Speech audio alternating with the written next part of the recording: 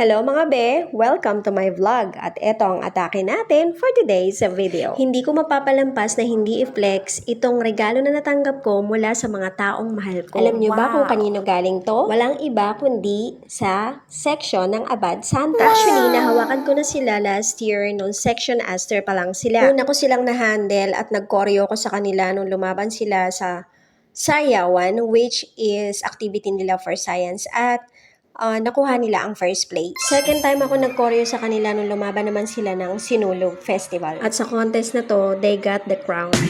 Sila ang nag-champion. Pangatlong handle ko sa kanila na nag-choreo rin ako ay nung lumaban sila ng hip-hop.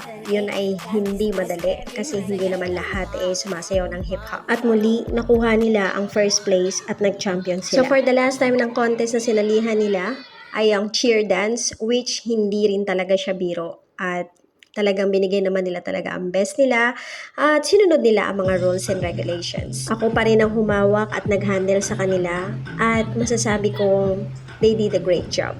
At nakuha nila ang second place out of 30 participants. Good job!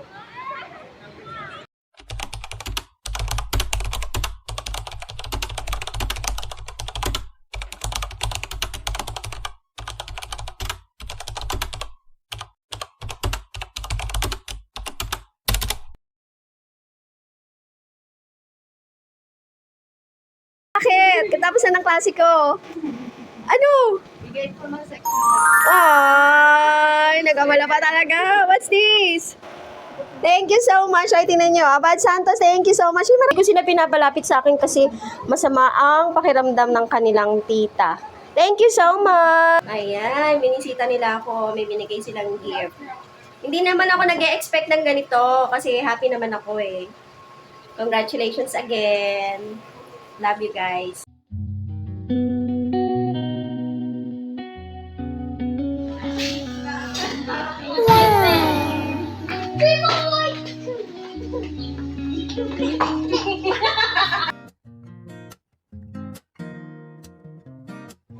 Hello mga be! Welcome to my vlog!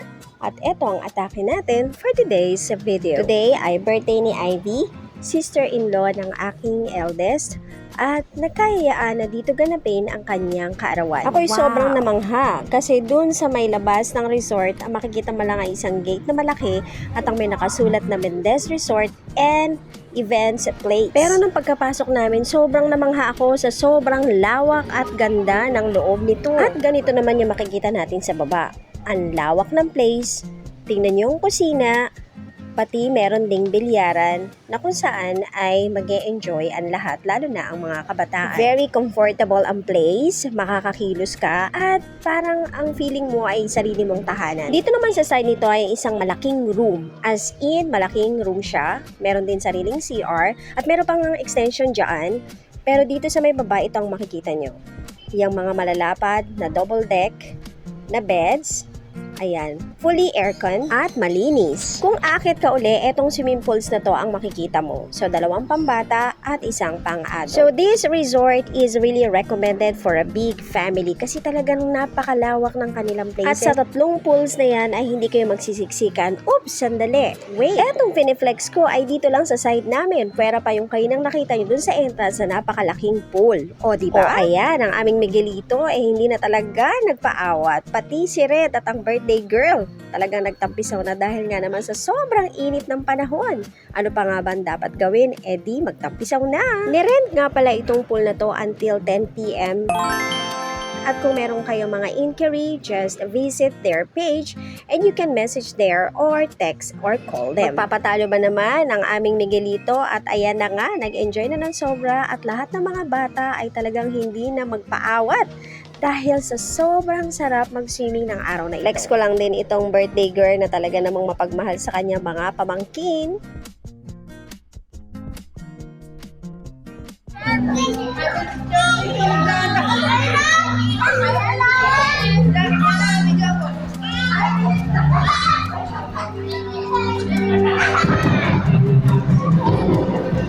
Video. Kasi yung tagay. So, for Pag-isiguro po.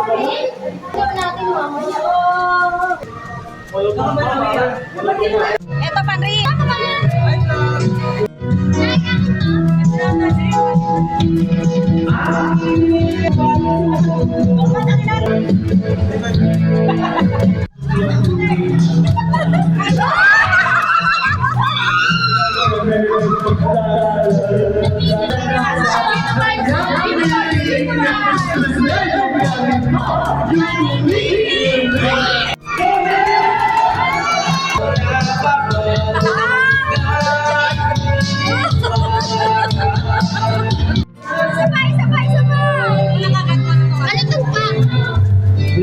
At dahil nga hanggang 10 p.m. pa tayo dito, ay in-enjoy na rin natin ang night swimming.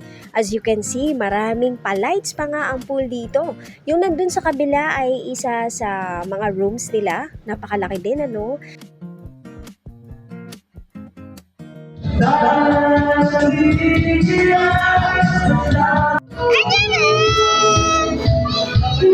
Diretso ka nun, diretso ka nun. Kaibigan ko. Ano ba yung nagpapit ko pinabayaan?